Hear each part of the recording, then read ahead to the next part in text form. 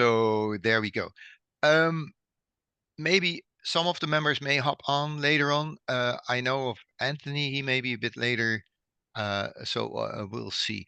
Okay, so welcome everybody. What I'm going to do is I've made again a little presentation, and let's discuss that after the presentation.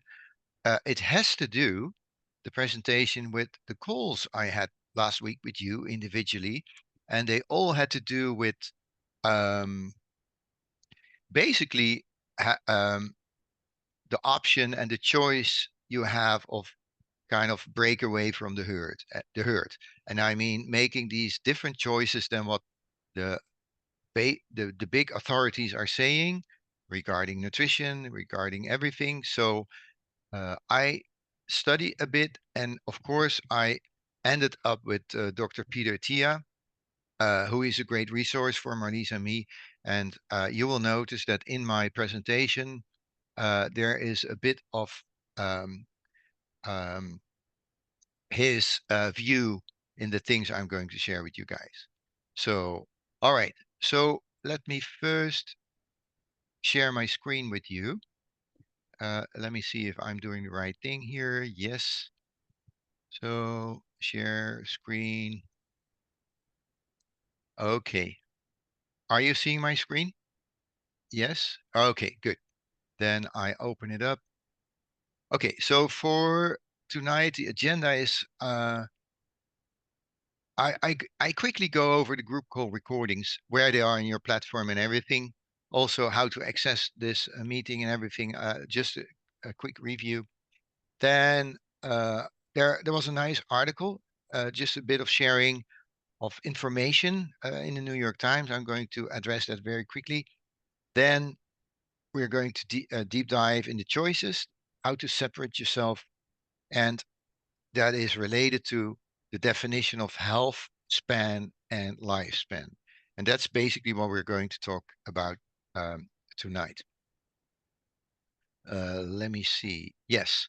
All right. So the group call recordings are now in your Centrathon Longevity Fitness platform. And I want to quickly share with you where that is. So if you look at the platform itself, well, you all know this platform, then here in the first part, you have you book your next progress call. So that is how you can all book your next progress call, with the regular system of booking a call and the agenda and everything. Then the second is to join these sessions right now. So the group sessions. So when it's time, you just click here and then you enter these sessions. So you don't need my emails anymore. You don't need my WhatsApps anymore. You just go in your platform, and here is the link where you can always access the group calls at the time right now. I think we are in daylight saving also somewhere this weekend. So from next week on, it will be again for us 9 p.m. in the evening, and yours 3 p.m. New York time. And then here, the third one is the group call recordings. So this will be a file where we will just put all the recordings with a little thumbnail, with a little abstract of what's in the recordings, so that you can find it back. And if you just click on it, you go straight into the Zoom session, and then you can review it, watch it back. So that's basically the idea. So here you go, how it works, and this is pretty straightforward. So this is the new module that we added for you with the group call recordings. Okay, so let me go back to here. Yeah, so this was the first part. Hello, Anthony. Good to see you. Hello, George. Boy, that was rough. I'm sorry. That was rough. I'm here. Yes, great. So the next thing I wanted to address is that, we are since we started with the Centerton group, we are talking about all kind of things regarding your health, your fitness, and longevity. And one of them is the seed oils. Of course, the book of Dr. Catherine Shanahan that was published end of last year is a big help. I mean, that's a big reference book. And now, tada, we have the New York Times, and Anthony kindly shared that with us. Just uh, giving an article on the, I mean, how questionable seed oils are.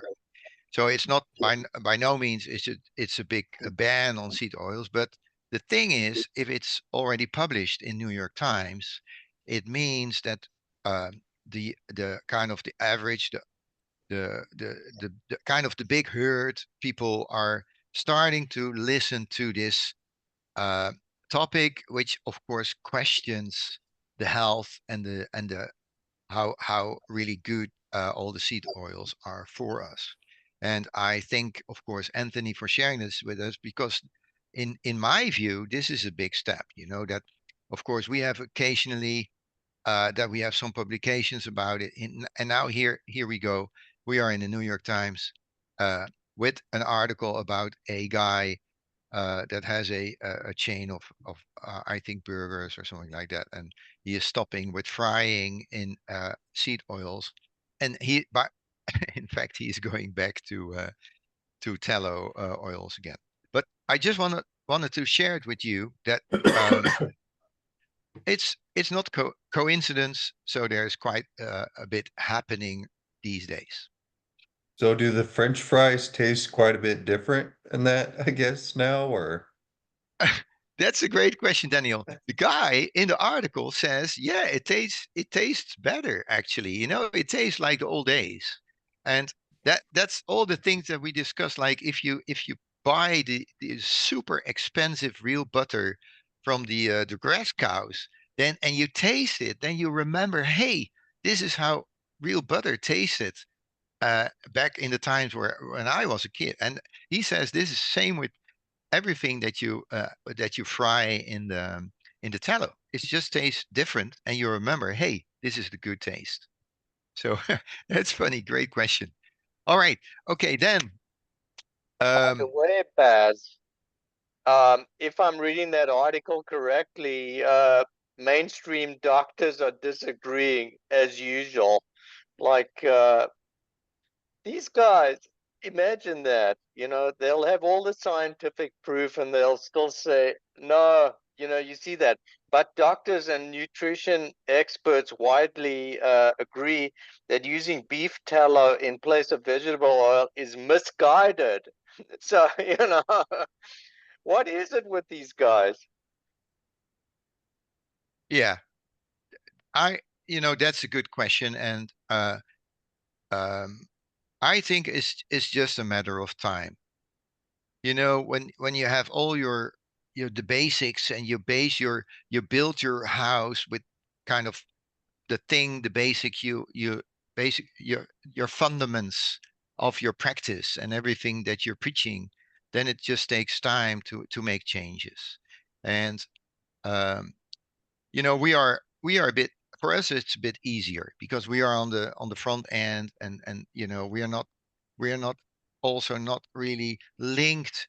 We have these doctors, some of them are also on the platform, and they're risking their licenses Yeah. from the associations if they say Oh, things yeah. like, if why not help pre-diabetes and diabetes by limiting sugar instead of just starting with insulin and things. So they are really risking uh, their neck, in fact. So uh, That's right. But this just reminds me of the doctors not so long ago who refused to wash their hands, even although scientific proof showed that if you went straight from a post mortem, which they were doing, into an operating theater, they were killing their patients. But they go, yeah, well, washing your hands. You know what? I'm a big deal doctor, and that's rubbish. that's right. So let's hope it just takes some time for institutions like the American Health Association, the institutions we have here in Europe, it's kind of maybe it's like a big tanker, you know, you have to change direction and it takes time before you really get the new insights. But therefore, I was really happy with what Anthony sent us. We have occasional also publications on the same topics. So it means it's becoming a topic, and then you will have it on the shows, like in the news and the things. So I think it's heading in the right direction. All right, let's keep on going. Okay, well, So it's the same with the book. Don't do these crazy long runs to finish a marathon. So that's also quite disruptive. And it takes time that you believe this concept works. You guys know better now. So sorry for the interruption, boss. that's right. By the way, Marlies and I are working on a new book. It will be something. Yeah, that's somewhere maybe in summer, but we keep you guys because you're close to us informed. All right. Do you Okay. have a title? I'm sorry. I'm sorry, this is George. Do you have a title? It will be Selected yet? it will have to do with Santaton, longevity, running and fitness. Okay. But and then the undertitle we don't know yet, but that will be a spicy one for sure. Okay, next slide is the choices. I know that with a couple of you guys, I use this image. So I thought, hey, let's use it for the group call. This is kind of the image of that represents for us, you know, I mean, really go basically separate yourself from the herd. And I think it's a funny cartoon. And I'm going to use this for tonight's presentation about lifespan and health span. So basically, we're going to talk about longevity, health span, benefits related to building strength, V2 max, GKI, you know, the glucose ketones index. You all guys are familiar with already. The limiting of the sugars, that's something we have been talking about like for at least 3 months now. And the seed oils, the use, the processed foods, how everything is basically packed. You know, even what we talk about the fresh nuts and things. And if you buy freshly baked nuts, and then it's everywhere. So we are all a bit on the same side already of this choice. We are all a bit the guy running at the right side, and we are separating ourselves from the herd. And that is what I wanted to explain to you with the wisdom of Dr. Peter Tia, who had a great lecture on this.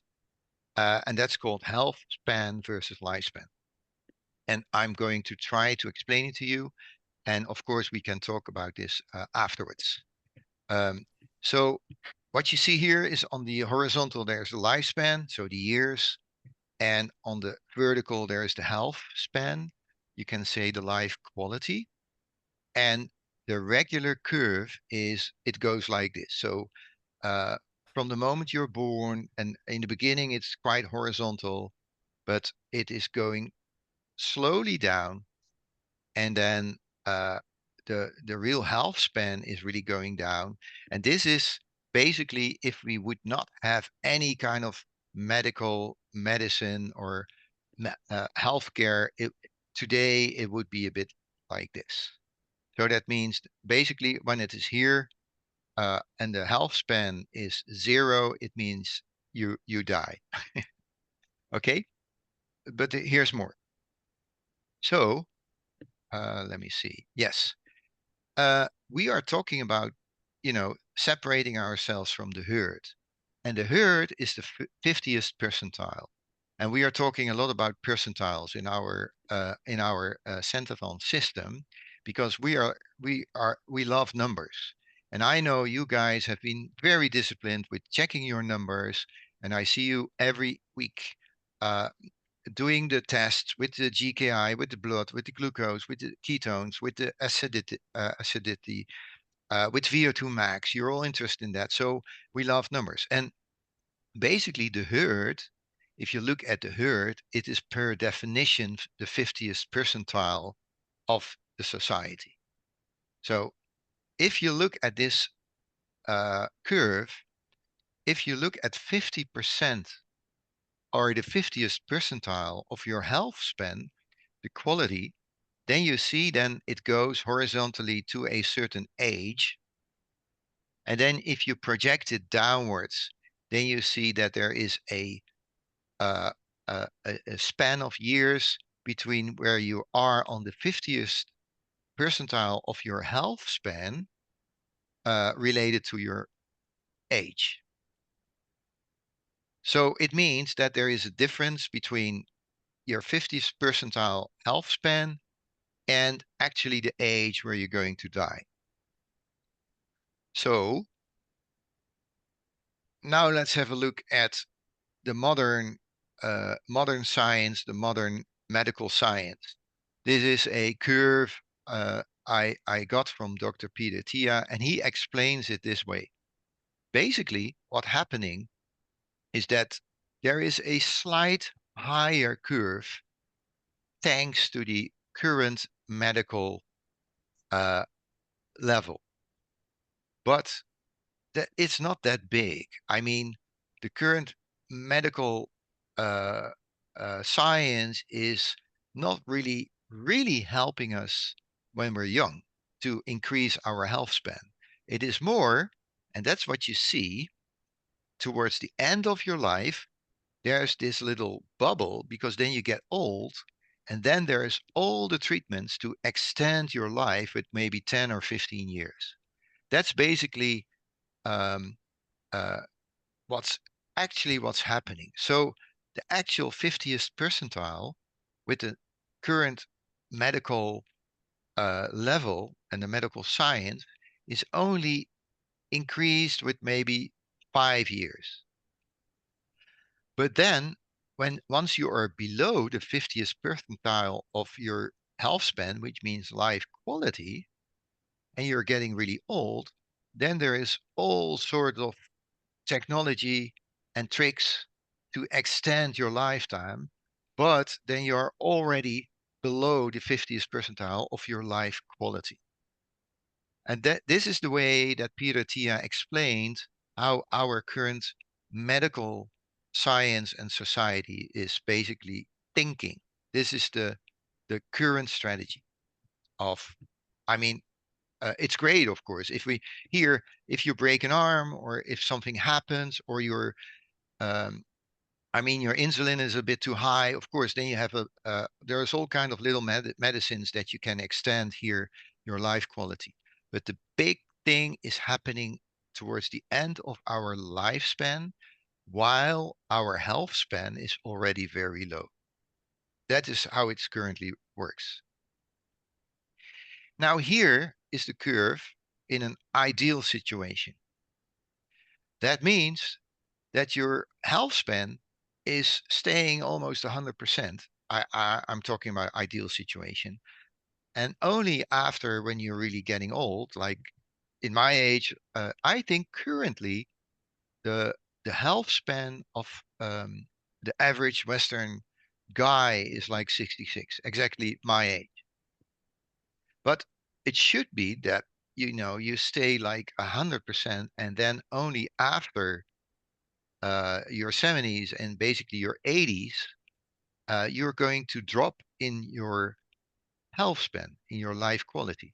And then what happens if you extend the 50th percentile line, you see there is a big difference because it means that you really extend your life with a higher health span and then you quickly die. That's basically what's happening. So you're not extending your life in an artificial way with all kind of things. You basically use all the efforts and all the medical knowledge we have to extend the horizontal curve towards the right and then have a steep drop. So basically, what Marlies and I envision and what doctors like Tia and Huberman and all these doctors that basically separate themselves from the herd is that if you look at the image of this little cartoon, basically the herd is those who are in the 50th percentile and in the current curves. And the 95th percentile is what we try to achieve. And then that means extending our 100 or 90% health span towards much older, and then hopefully stay very healthy. So stay above this 50% percentile health and life quality. And then, you know, then it's okay. Then you feel like you're old and everything. And basically then you die. And the thing is that if you do the research on these funny blue zones, and there um, have been so many even Netflix documentaries and everything. But basically, what you see there in those blue zones, these guys are getting like 100 years and 105 years old. By coincidence, a friend of Marlies and me, did a cycling trip in Costa Rica, and he visited one of those um, blue zones there. And what he noticed is that these guys who are 100 plus years of age, they were very vivid. They were very, I mean, humor. They had lots of humor and things. Um, but you know that these guys are going to die in a couple of years, because they are not going to be 130, but they're maybe going to be 105. But that means that they are at the very utmost right side of this curve.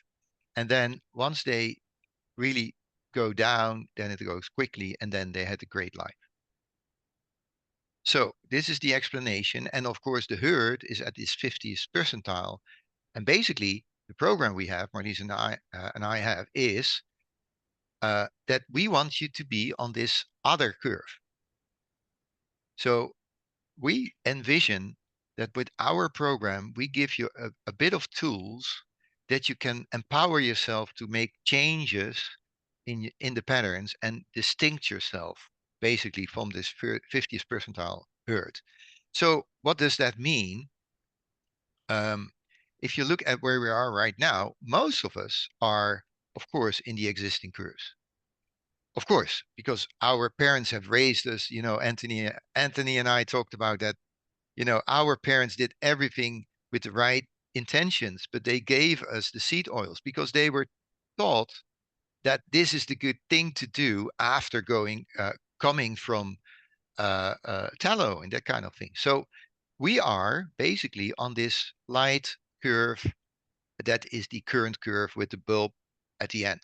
And basically what we want to do through strength training, through building your VO2 max, through controlling your GKI, the numbers, through limiting sugars, through really staying away from the seed oil and the whole package we basically aggregated. We simply want to up this curve right now. And it's never too late.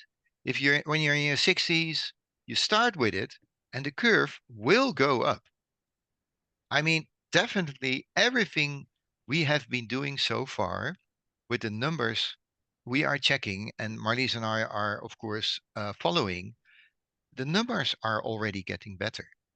I mean, the numbers in terms of GKI and everything, the sensitivity for, thanks to the intermittent fasting and the fasting you are doing, the sensitivity for your body to be able to generate ketones is going up. So that means we are developing extra systems for energy supply and things. The going away from the sugars definitely will lower your insulin levels, will lower your blood glycogen, the blood glucose levels. It will lower your A1C levels. And that's what we already see happening. So basically, what we hope for is that this whole process of Centrathon will put you on a path to really stay motivated, to keep on being open to all kind of new developments, to further up this curve, so that it's going to look like the upper theoretical ideal curve. So that's it. I feel a bit like a priest. I'm sorry for that, guys.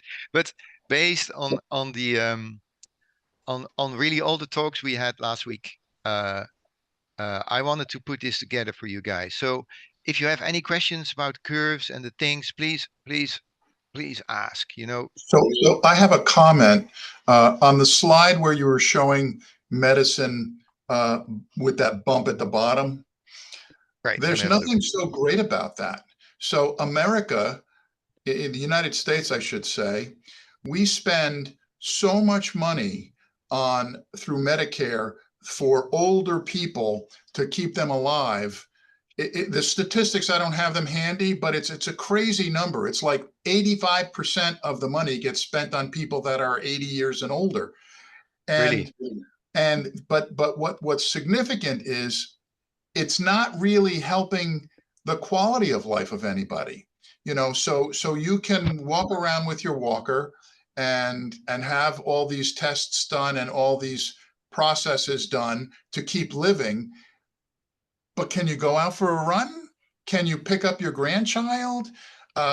We don't seem as a country to care much about that. We're very good about trying to expand your lifespan, but we're not very good about trying to expand the quality of your life. So, I think part of what we're all trying to do here, and why that first curve is straight at 100% for so much longer, is we're trying to be able to enjoy our lives, right? And be able to be vital and do things and go for a hike, and enjoy nature and whatever, rather than just say, well, now I'm 83 and I'm in a nursing home and I don't have my teeth, so I'm eating mushy food and whatever. So that's just a point I wanted to make. That's why that bump is not so great at the bottom there to 80, because the quality of life that comes with that is not good. Absolutely. Yeah, I fully agree, Anthony. And almost the project we have been doing with you guys, pushing the Santathon index with the tests and the percentiles and the tables we have created, basically is a metaphor for what we're showing here. Because even for Daniel and Amy, I mean, they're in their 40s, but if you want to be able to pick up your grandchild or open a can if you're 80 or 90, for Daniel, it means he has to be able to do 25 push-ups and hang for 2 minutes, because that's the easiest one, because that's just the physical strength one in our Santathon index. But it's like a metaphor because it applies to all the numbers we are testing. It applies to everything we're testing. So you're totally right, Anthony. If you really want to be able to open a can and a jar and put your little handbag in the luggage, if you want to, if you fly out to see your grandkids when you're 80, you have to be able to kind of lift 30 kilos, and that's what we are doing, or 20 kilos, and that's what we're doing with the Santathon index, for example. So yeah, I fully agree. Yeah, I mean, this is a very interesting subject with respect to quality of life versus what's the point of living longer if if you're only just living. But I I wonder what the science and research is saying. For example, Anthony was saying that in his family there's a genetic predisposition, which makes him think that whatever his family was experiencing, it could be that he's got the same kind of situation upcoming. And for me, I mean, when I look at my family, and I mean, it's a question mark to me. How come in my family, for as long as the generations that we know of, everybody lives till over 90? Like, I mean, 92, 93 is the general age. And they're not exercising, they're not doing anything special. In fact, from my perspective, they're not particularly living a healthy lifestyle, and these guys weren't taking any medical intervention. I mean, they were just living and doing their thing. My grandfather was still walking to work every day at age 85. He only quit because he was run over by a car and broke his hip, which he recovered from. But, so what's the science on the whole genetic situation?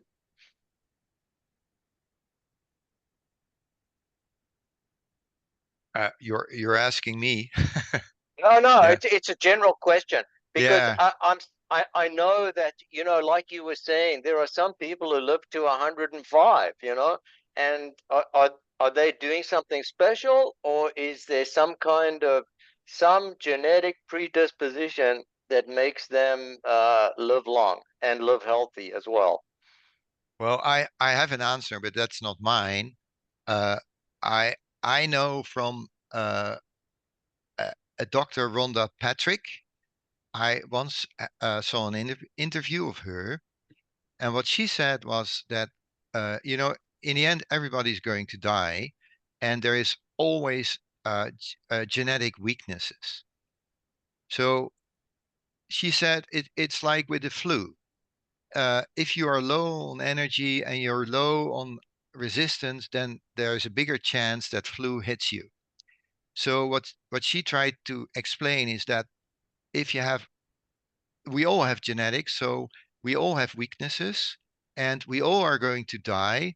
So probably if you live a healthier life, then the chances are bigger that you are going to die from your genetic weakness, you know? But if you're living a very unhealthy life, Brian, you're talking about your father. He was still walking to his work, you know, in Grandfather. the grandfather, but it means he's walking.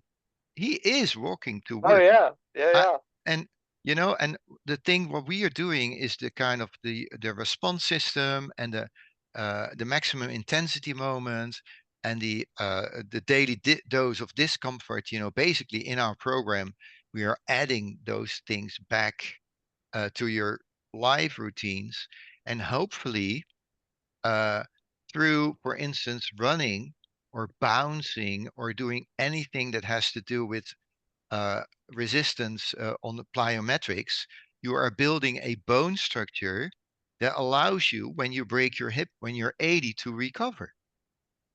That's the whole thing. What your grandpa did was he was able to recover. So it means that the osteopenia or the osteoporosis is not that far yet because of his ability to walk and everything. So that will be my answer.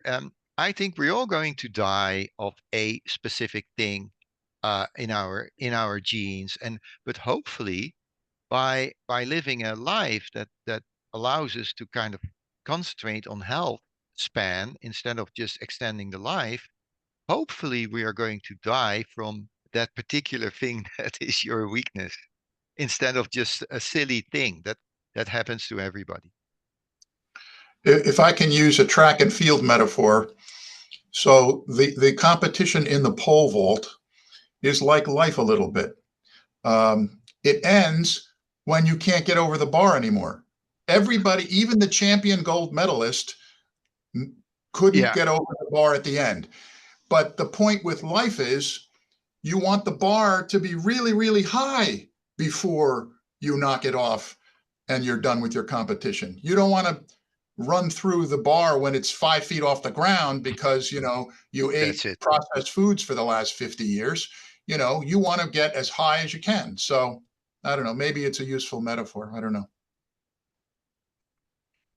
Well, absolutely, Anthony. And I like that metaphor, by the way. I know that one from the pole, the vault, because all the winners in jumping are losers because they all they all stop when they did not do it.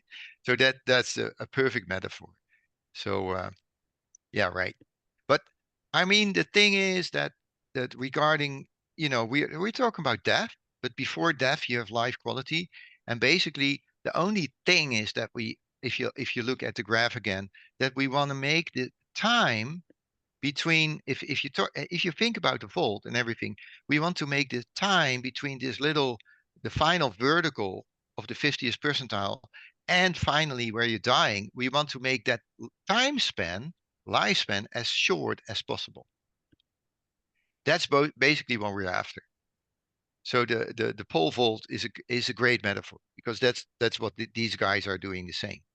You know, they have to quit anyway, but they want to stay as close to that point, and then they're the winner. Okay. Not to be too cynical, but that bump in the second curve, I think that's where the lobbyists and the doctors that oppose that viewpoint in that New York Times article, that's where they live. To keep that going, Right. to keep that going. That's That's right. probably a multi-billion-dollar industry, that bump right there on the second curve. Exactly. Yes. Yes. And George, but one thing in favor of these doctors and the nutritionists themselves, I think they are caught in this kind of in their own world. So I maybe they are losing not licenses and everything. Yeah. Yeah, they're not to blame. I mean, they're there, and they have to follow the rules basically. But then the doctors and the scientists who dare to kind of stick out their necks, like I mean the guys I mentioned, and there are many more of them. Yeah, those are the guys who are changing. Basically, those are the guys like Dr. Catherine Shanahan, who writes a book, and that's really changing, and that's what inspires people like Marlies and me to aggregate her content and create a program that's kind of that kind of that's a package that you can consume. That's basically what we are doing. But yeah, the doctors are not always. I'm nutritionists, doctors. They're not really always to blame. I think if you're taking statins, well, this lady, the Annette Bosworth, one of those doctors, she will never just say to anyone, "Hey, quit statins," because you cannot. You simply cannot tell just someone to quit with the statins. You have to know the background and everything, then adapt your lifestyle, and then maybe when the numbers go in the right direction, you can change the doses and everything. So that's the processes where doctors are in. I think it's a very difficult time for doctors in general. So people doctors with practices. So you're too I have a very kind. specific. I'm sorry. Go ahead, Brent. Go ahead, please. So I was just saying, Baz, you're too kind. Yeah. I was going to ask whether peanut oil is considered a seed oil or not. We were talking about Costco roasted nuts and what's on there and what's not. And I thought there was nothing there, but I looked more closely this morning, and it does say their mixed unsalted nuts have peanut oil as one of their ingredients. That's right. So is that Yeah. considered a seed oil, or obviously it's not as good as not having any oil and just roasting them yourself, but I roasted. Yeah, we just Marlies and I just roasted our, with the air fryer, and we just roast the peanuts yourself. But regarding peanut butter, that's a question, right, Anthony, about peanut butter, and I think if you peanuts I think are mono unsaturated Yeah, fats. they're monosaturated fats. All So right. it's like the olive oil and avocado oil. It's a good choice. So don't worry. The peanut butter oil will not harm you as the hateful eight, who are the PUFAs. So this is the monosaturated version. So yeah, nothing to worry about. Yeah, just for people's. I mean, at fast food restaurants, Chick-fil-A, they cook everything in peanut oil, so mono unsaturated. Maybe that has something to do with, their flavors. Fantastic. I think they have the best tasting chicken sandwiches, fried ones. Yeah, so thanks, Marlies. And the monounsaturated fats are like the olive oils and the coconut oils and the peanut oil. So, yeah, in the view of the research of Dr. Catherine Shannon, that's okay, and they are not unstable if you cook with it. So, they are not causing the harm that the polyunsaturated fats do. But yeah. So in our review, I think here we have a peanut butter and peanut oil from a bit higher level, not just from the big chain peanut butter oils, because then you see there's everything added, and there are even seed oils in it, and they're all additives in the peanut butter itself. But if you The buy other a bit better one, then it's okay. Yeah, the peanut butter that I use is just ground in the supermarket from peanuts. They do it to order, so it's not like Jif or Skippy or any of that stuff, which is loaded with corn syrup and stuff that's just terrible for you. I was also going to say that I did see a couple of website articles on the web about the seed oils, and it's funny. So the best they can say about them is they say, well, yeah, they're bad. And there's the process by which they make it with the high temperatures and all the chemicals that they use and all of that. That's bad. But, it's not that bad. That's the best they can say. They can say it's not that bad. If you use a little sunflower oil to stir fry your, vegetables and chicken, that's not the end of the world. And, but because apparently there's some number like the horrific 8. There's 8 seed oils that a lot of people say there's no reason for you to ever use them. And if the best you can say is, yeah, but if you make a stir fry with olive oil instead of sunflower oil, it might not taste the same. So what? I mean, olive oil tastes, I'm Greek descent, so, I take a bath in olive oil. But I mean, olive oil, it tastes good to me. And that's not a good enough reason to take something that's bad for you. If you don't need it, if you can avoid it, why even take it a little bit? Yeah, the last sentence you said, Anthony, is exactly what Catherine Shanahan says in her book. I mean, that's exactly what she's saying. That it's so easy to get rid of it because there are so many other options and everything. But it will take time. It will just take time. I don't remember if Dr. Shanahan mentioned in dark calories, but also the thing that's kind of against the hateful eight was they're extremely high in omega-6. So it's omega-3 omega-6 ratio isn't good. I think that's something that that the triathlete Dave Scott he mentioned that too. I think that Yes. There's too much omega-6s in the seed oils. They also don't disagree that omega-6s are inflammatory. I mean, that's what they do. Yeah, exactly. That's just science. That's not nobody pushing an agenda or trying to get you to buy more of one thing than another. That's just the way it is. That's what it does. So, okay, maybe, I mean, I think everybody, and I think even the inflammatory process is something that's really been in the public eye recently. I mean, 20 years ago, nobody talked about inflammation. Now everybody talks about it. Even the dentist, right? They say if you don't have good dental hygiene, you're going to have inflammatory processes that can end up interfering with your cardiac function and things like that. So I think inflammation is probably, the key, trying to eliminate it. One of the keys to a really healthy life. You have to try to avoid things that are inflammatory, which is, really the same thing about sugar and insulin and the hormones and all of that. And then you have this interesting curve where you see over the years, over the last, I think, 4 or 5 decades, where you see the kind of the society diseases related to the type of consumption of sugars and seed oils and everything. And that's straightforward. There's a relationship. It's so easy to understand. There's such a big relationship.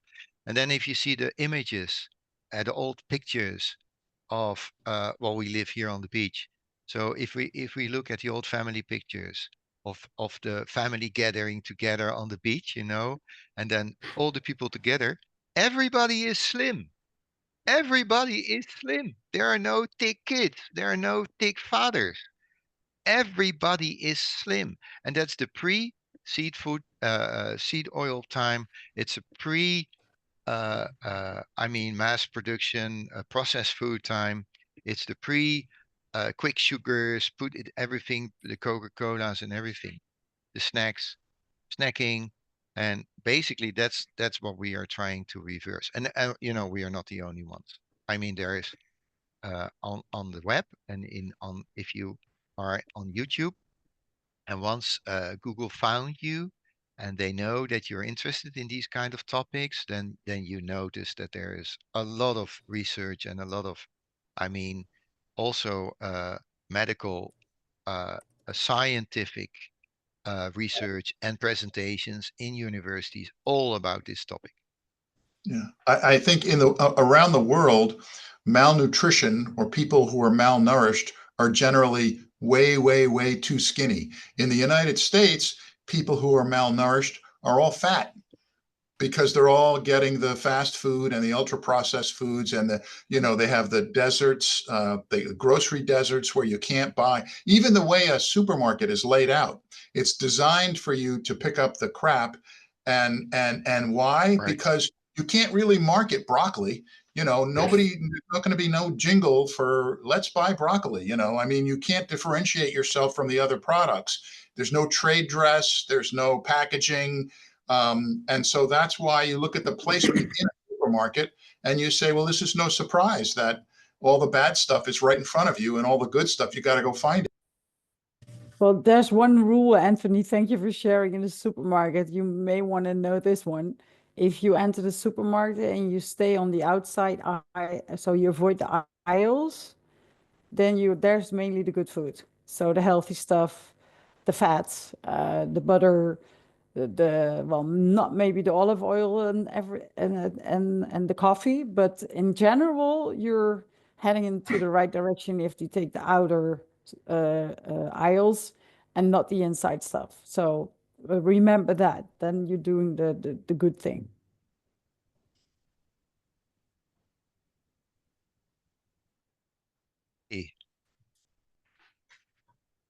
Any more questions? Maybe Amy, are you still there? I'm here. All right. I'm just listening while I'm working. Yes. All right. That's cool. By the way, you guys, Amy is one of our students who sent in her videos last week, and then it's really cool to see. It's really helpful, and then you really can see. And by the way, Marcella too.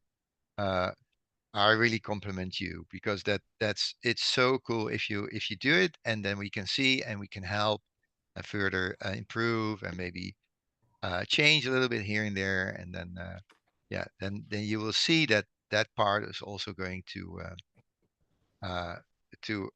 get better. And you for Amy, it's really I'm pretty sure, but we talk about it in private. You underestimate yourself in many in many ways. You are really cool. You're so really competent already in doing things. So we'll go for that. With Marlies, the running, and with the strength and everything. Hey guys, and there's something else. George is quite active in the chat today, so if you want to check it out, then open up the chat, and you will find some interesting stuff over there. Oh, yeah.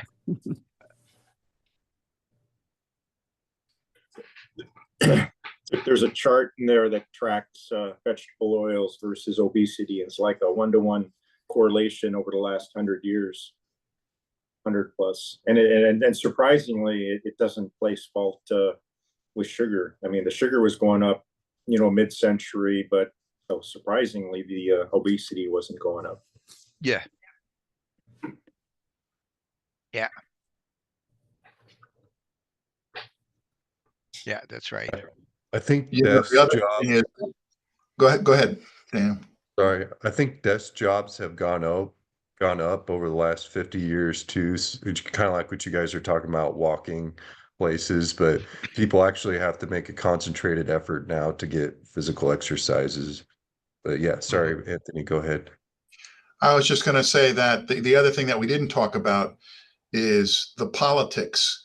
And in the United States, anyway, you know, we spend a lot of money supporting farmers in the middle of the country.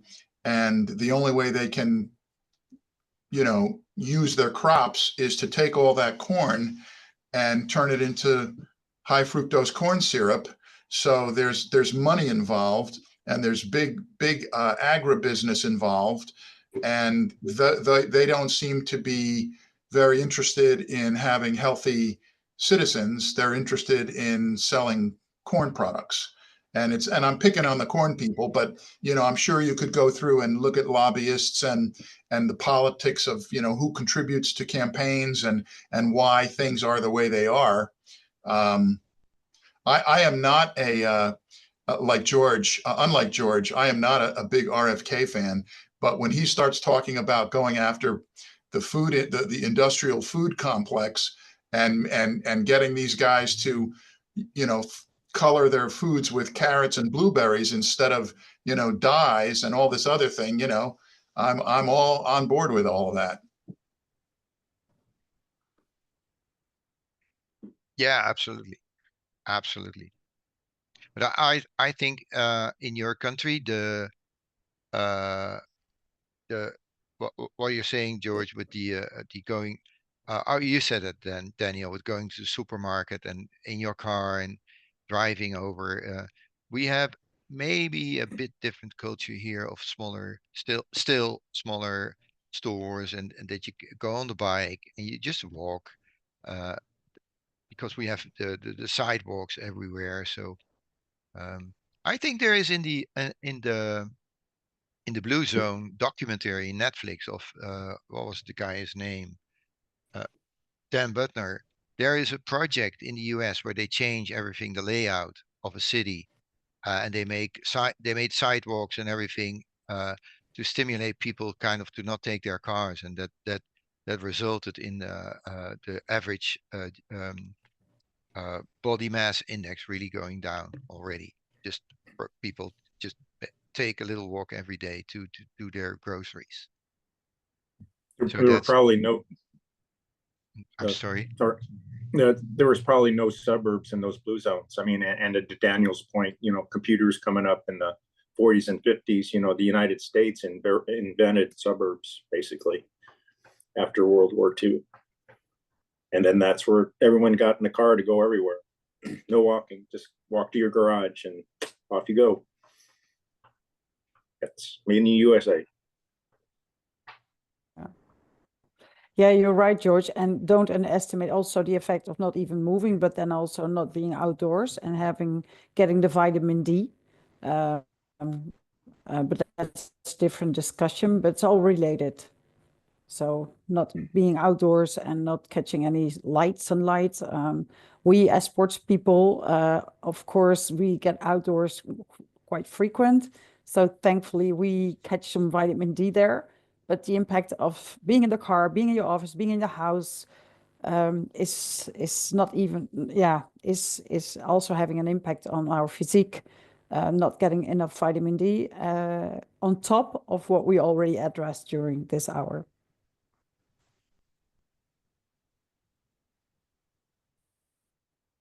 All right. So maybe a final question or remark on today's topic. I think it's quite impactful, the curves.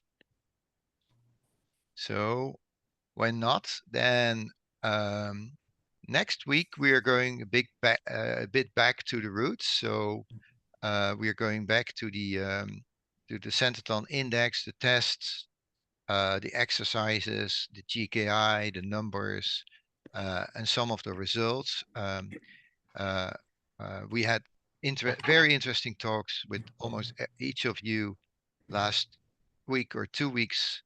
We made all some specific adjustments to the program, so we can also talk about that the next week. So basically back to the basis and the basics and back to the roots, which is us, ourselves. If you have any further questions on these topics or the curves, oh yeah, the curves are of course in the recordings, but I can also, if you like, send them to you, the presentation, but then just let me know. I can send them to you individually. Well, then it's exactly an hour, unless there is are if there are just unless there are really questions remaining. No. All right, then I would say let's wrap it up. And I thought it was a very meaningful discussion we had today.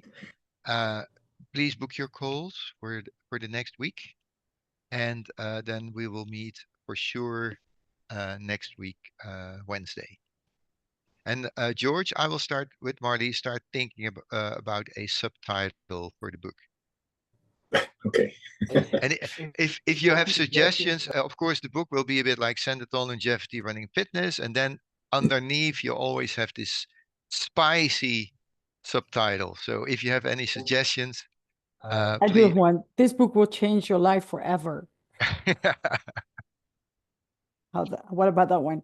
Anthony, you hopped in a little later, but I think Bas remind you guys all that if you go to the platform, there is a button and a link so you can join this group call through that link. So you don't need that link through the email anymore. You can go into the platform, the resource platform, and you will find it there. Maybe can you just show it real quick again, Bas, so we make sure everybody knows and don't have any issues next week?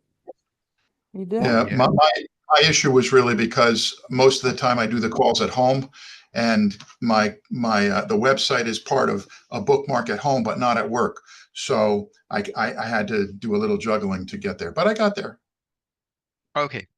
Cool. Well then, guys, see you all next week, and individually maybe a bit sooner. All right. Bye bye. Have a Bye. great Thank you. day. Bye-bye. Bye bye.